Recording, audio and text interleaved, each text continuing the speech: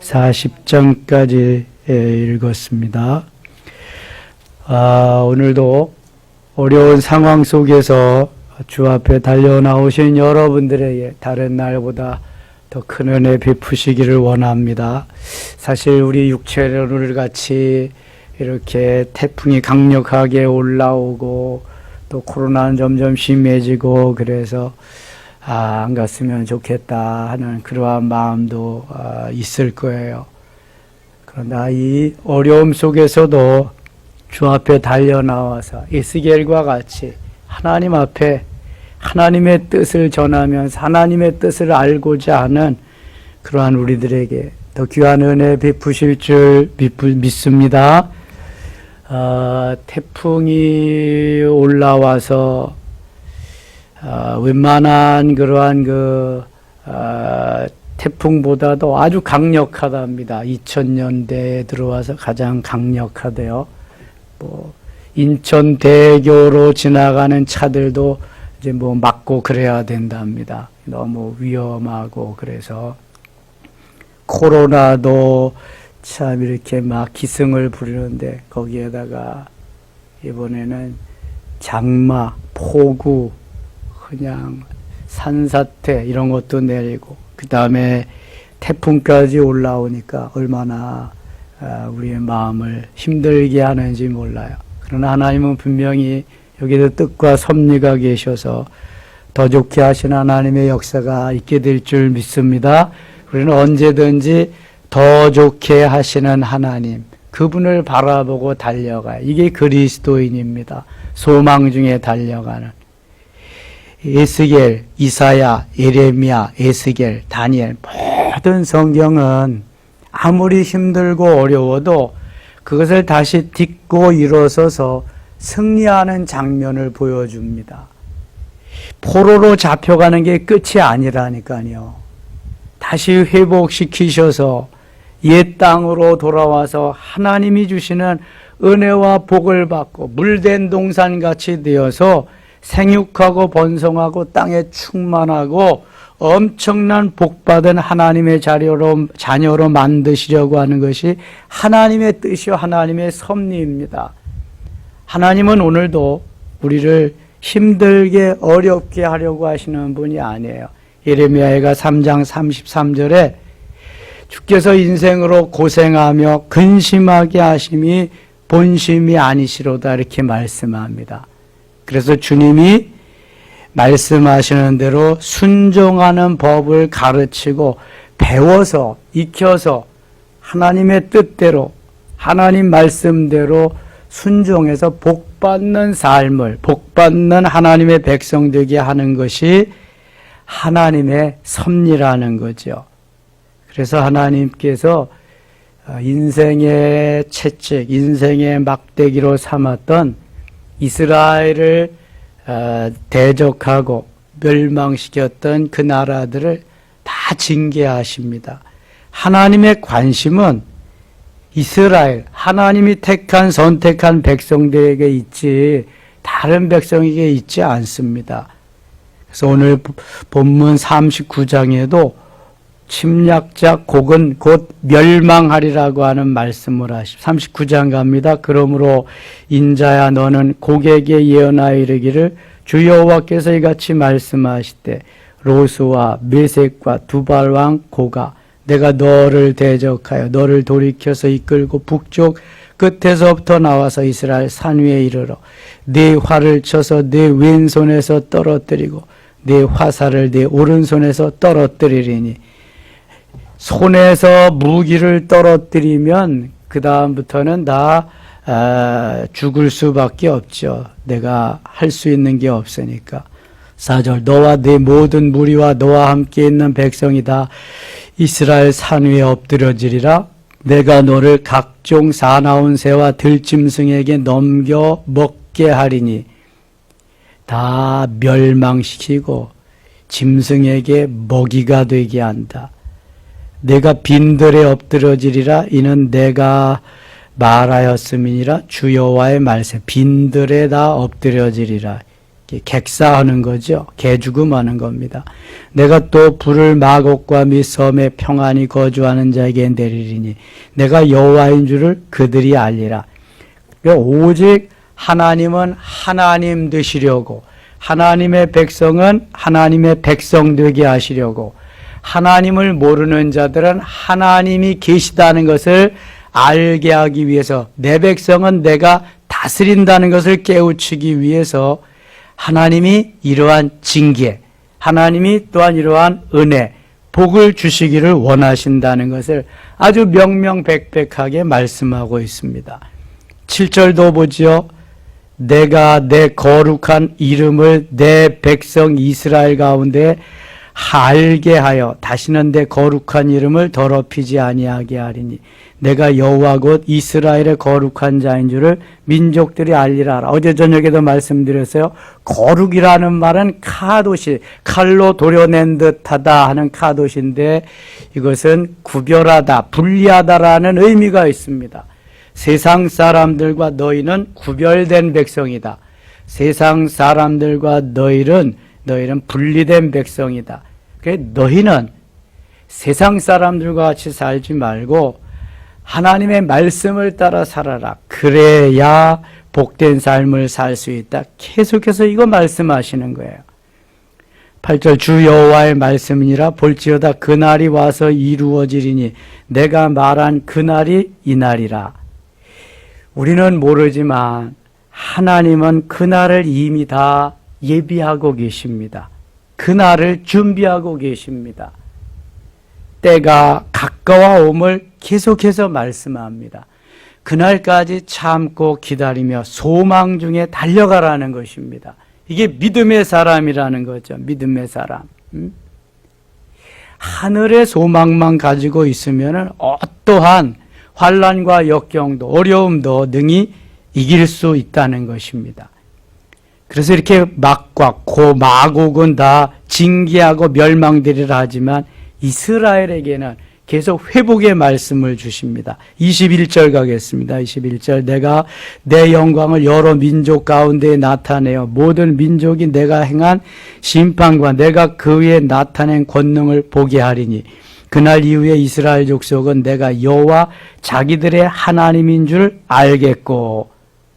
여기서 이스라엘은 지금 바벨론의 포로로 되어간 유대 백성을 말하는 것입니다. 이스라엘은 하나님의 사람들, 하나님의 자녀들, 야곱이 이름이 야곱에서 이스라엘로 변해서 그것이 이스라엘 이름이 되었는데 남북이 나누어지면서 북은 이스라엘로 남쪽은 유대라고 하는 이름을 사용했지만 하나님은 이제 통칭 이스라엘을 들어서 하나님의 백성으로 그렇게 삼으셔서 역사하신다는 것. 그래서 이스라엘 족속이 회복되게 하시리라는 말씀을 하십니다. 곧 힘들고 어려워도 하나님의 자녀, 하나님의 백성은 회복되게 하리라. 하나님이 다시금 일어서게 하리라. 복받은 인생으로 만들어주리라. 그런 메시지입니다. 23절 같이 읽겠습니다. 여러 민족은 이스라엘 족속이 그 죄악으로 말미암아 사로잡혀 갔던 줄을 알지라. 그들이 내게 범죄하였으므로 내 얼굴을 그들에게 가리고 그들을 그 원수의 손에 넘겨 다 칼에 엎드러지게 하였으니 24절 내가 그들의 더러움과 그들의 범죄한 대로 행하여 그들에게 내 얼굴을 가리었었느니라. 행한 대로 갚으시린다고 하는 하나님의 말씀이 계속 임하고 있습니다. 25절 그러므로 주 여호와께서 이같이 말씀하셨느니라. 내가 이제 내 거룩한 이름을 위하여 열심을 내어 야곱의 사로잡힌 자를 돌아오게 하며 이스라엘 온 족속에게 사랑을 베풀리라. 이미 예레미야에게 70년이 차면 고토로 가나안 땅으로 돌아오게 하리라 말씀합니다. 이사야 선지에게 고레스 왕을 목자로 하나님이 기름 부은 자로 택해서 이스라엘 백성들을 포로에서 놓아주리라. 자유하게 하리라. 하나님이 다 디자인해 놓으셨어요. 하나님이 다 설계해 놓으셨다고요. 그것을 다시금 여기서 이스라엘 백성들에게 소망 중에 주는 거예요. 에스겔을 통해서. 27절입니다. 내가 그들을 만민 중에서 돌아오게 하고 적국 중에서 모아내어 많은 민족이 보는 데에서 그들로 말미암아 나의 거룩함을 나타낼 때라. 그때가 되면은 하나님 되게 하시면서 이스라엘 백성은 이스라엘 백성다운 백성으로 자리매김하리라. 그 말씀입니다. 전에는 내가 그들이 사로잡혀 여러 나라에 이르게 하였거니와 후에는 내가 그들을 모아 고국 땅으로 돌아오게 하고, 이게 가나안 땅이죠. 그 한 사람도 이방에 남기지 아니하리니 그들이 내가 여호와 자기들의 하나님인 줄을 알리라. 하나님의 백성들은 반드시 비전이 있어요. 이 소망이 있어야 돼요. 요셉이 종살이를 하든 감옥 생활을 하든 절망하지 않고 낙심하지 않고 계속 달려갈 수 있었던 것은 하나님이 주신 비전, 하나님이 주신 소망, 꿈이 있기 때문에 그렇습니다. 우리에게는 저 하늘의 소망, 주님과 함께 영원히 한다고 한 소망이 있기 때문에 고통이 있어도, 힘들고 어려움이 있어도, 코로나가 있고 태풍이 있어도 그 주님 바라보고 나가는 것입니다. 하나님 반드시 함께 하시고 도와주실 줄 믿습니다. 하나님 우리 편이십니다. 하나님은 세상 편이 아니에요. 하나님은 마귀의 편이 아닙니다. 결코. 마귀가 좋아하는 것은 우리가 멸망하는 거, 우리가 힘을 잃고 낙심하고 좌절하는 거. 그러나 하나님은 다시 일어서라, 일어설 수 있다, 내가 너를 도와주리라. 큰 산아 내가 무엇이냐, 내가 하나님의 사람 앞에서 평지가 되리라. 이는 힘으로 되지 아니하고 능으로 되지 아니하고 오직 나의 영으로 되느니라. 선포해라, 내가 함께 하리라. 바로 이것입니다. 범죄에서도 돌아오기만 하면 용서해 주리라. 회개하면 용서해 주리라. 낙심하고 좌절하지 마라. 내가 너와 함께 한다. 너를 도와주리라. 너를 통해 역사하리라. 영광을 받으리라. 할렐루야. 이것입니다. 이것. 아무리 세상이 당장 망하는 것 같아도 하나님은 하나님의 백성들을 지켜주십니다. 소망 중에 잃지 말아야 된다는 거예요. 어제 저녁에도 얘기했잖아요. 천국에 가면은 이 땅에서 가장 소중하게 여기는 금덩어리들이 다 뭐라고요? 아스팔트 포장지라니까. 이 땅에서는 아스팔트 다 찌꺼기 그런 건데 천국에는 금덩을 황금으로 다 포장을 했다니까. 황금으로. 이러한 소망을 가지고 우리가 더 오늘도 훨씬 좋은 나라, 엄청나게 좋은 나라, 문이 다 진주로 되어 그 나라가 있기 때문에 그 나라를 갈 수 있도록, 그 나라에서 누릴 수 있도록 하나님 도와주시기 때문에 우리가 가는 거지요. 실망하지 않고 낙심하지 않아. 40장 가겠습니다. 40장에는 에스겔을 통해서 또 환상 중에, 이상 중에 신비한 것을 보게 되는데 이게 성전입니다. 성전. 우리가 사로잡힌 지 25째 해, 포로되어 간 지 25째 해다. 그럼 이제 45년 남은 거예요. 45년. 70년이 돼야 돌아오니까. 성이 함락된 후 14째 첫째 달 10째 달 곧 그날에 여호와의 권능이 내게 임하여 나를 데리고 이스라엘 땅으로 가시되. 하나님의 능력, 하나님의 권능, 하나님의 함께하심이 있어야 주의 일을 할 수 있어요. 여러분. 이게 뭐 내가 할 수 있다 하면 된다가 되는 게 아닙니다. 이게 두려움이 엄습하고 나를 옥죄하고 마귀가 나를 이끌고 가면 할 수가 없는 거예요. 이게 성령에 붙잡혀서 성령 충만해야 할 수 있는데, 그래서 기도해야 되는 거고요. 그래서 성령의 사람이 돼야 되는 거예요. 하나님께서 이렇게 이끌고 하나님이 주도적으로 역사하시는 삶을 살아야 되기 때문에. 2절 보세요. 하나님이 이상 중에 나를, 이상은 환상 중에, 내 몸은 지상에 있는데 내 영혼은, 육체는 여기 남아있는데 영혼은 하나님이 분리되게 하셔서 이제 이상, 계시 이런 걸 보여주시고 하게 하시고 그러는 거예요. 이스라엘 땅에 이르러 나를 매우 높은 산 위에 내려놓으시는데 거기에서 남으로 향하여 성읍 형상 같은 것이 있더라. 나를 데리시고 거기에 이르시니. 지금 신비한 장면을 하나님께서 에스겔을 데리고 가셔서 보여주는 겁니다. 모양이 논같이 빛난 사람 하나가 손에 삼줄과 측량하는 장대를 가지고 문에 서 있더니 그 사람이 내게 이르되 인자야 내가 내게 보이는 그것을 눈으로 보고 귀로 들으며 네 마음으로 생각할지어다 내가 이것을 내게 보이려고 이리로 데리고 왔나니 너는 본 것을 다 이스라엘 족속에게 전할지어다 하더라. 때로는 하나님이 우리가 말씀 듣는 중에 기도하는 중에 에스겔을 에레미야를 이사야를 쭉 환상 중에 다니엘을 환상 중에 보게 하신 것 같이 이러한 영적인 세계도 하나님이 볼 수 있는 영안을 열어주실 수 있기를 축원합니다. 영적인 세계를 우리가 경험하게 되면은요, 이거는 뭐 그냥 너무 좋은 거죠. 그래서 내 지식적으로 내 머리에만 들어있던 신앙이 영적인 것을 경험하면 이제는 가슴이 말하게 되고요. 가슴이 뜨거워지고요. 이 진정 하나님의 사람이네. 하나님의 사람. 그래서 하나님이 그 사람들을 통해서 일하기 시작하는 거예요. 그럼 세상이 무서울 것이 없습니다. 세상의 역사가. 자, 이 성소를 보여주시고 성전을 다시 보여주신다. 이것은 히브리서 9장 9절에 이 장막은 현재까지의 비유니 이렇게 말씀하세요. 자, 보이는 성전, 성소, 지성소, 성소, 성전들 보이는 우리가 육체로 볼 수 있는 이것은 비유로 말씀하셨는데 무슨 비유로 말씀하셨냐 하면은 이것은 우리의 심령 성전, 신령한 집을 비유로 해서 보이는 성전을 주신 것이다. 베드로는 오순절 사건, 사도행전 2장의 오순절 사건을 통해서 신령한 집을 보게 되고 그 신령한 집에 대해서 증언하게 됩니다. 베드로전서 2장 5절에 너희가 다 같이 신령한 집으로 지어지고 베드로만 할 수 있는 이야기죠.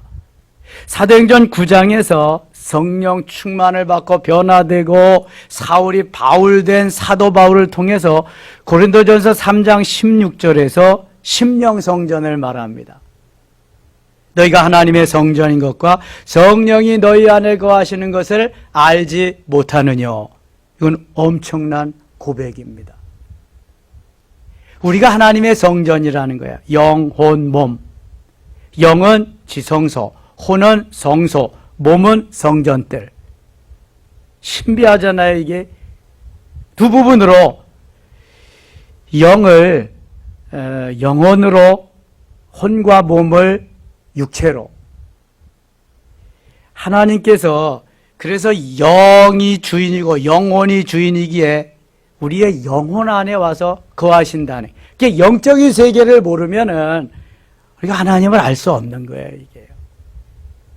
그래서 성전도 보이는 성전도 보이지 아니하는 심령성전, 보이지 아니하는 신령한 집을 위해서 하나님이 먼저 보내셨다. 바로 이것은 우리가 천국을 향해서 갈 수 있는 심령성전을 통해서 영원 천국을 기대하고 바라보고 갈 수 있는 소망을 가지고 가라는 거죠. 이 땅에 볼 수 있는 성전은 다 없어져도 보이지 아니하는 심령성전, 신령한 집은 우리가 내 안에 짓고 내가 가지고 영원 천국을 향해서 계속 달려가는 거예요. 이것이 중요함을 계속해서 말씀하는 겁니다.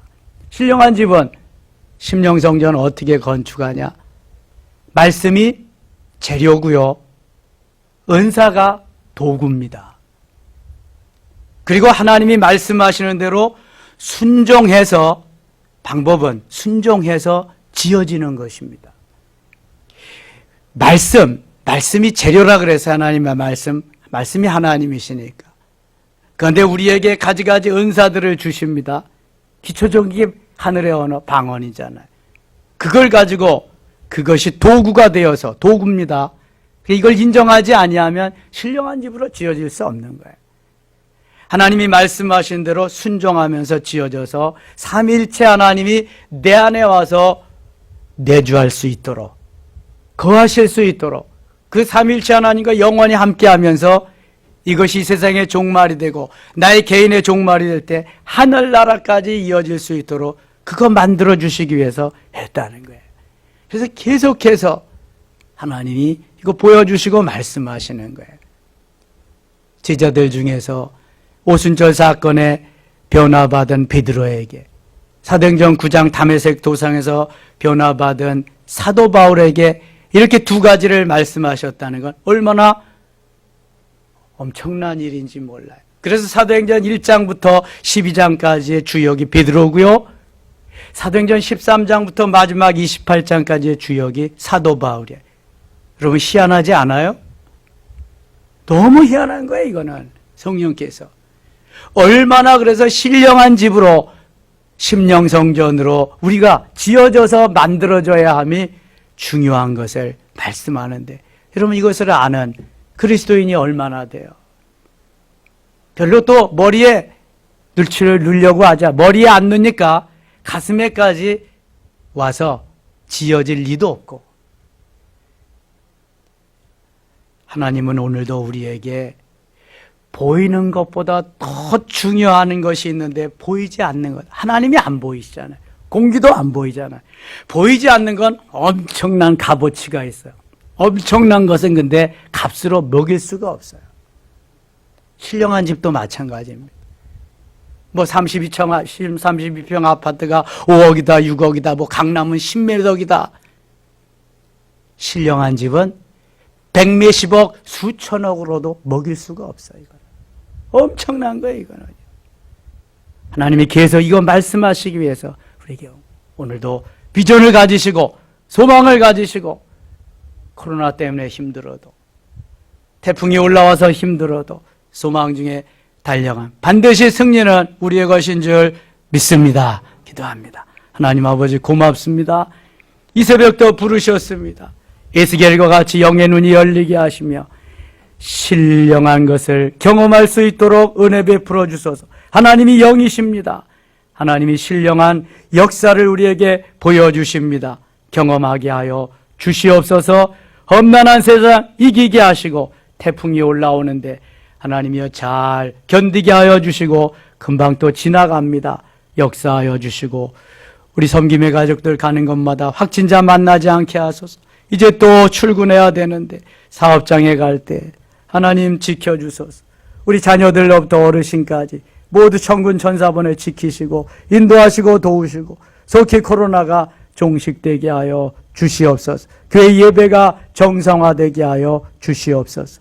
예수님 이름으로 기도드리옵나이다. 아멘.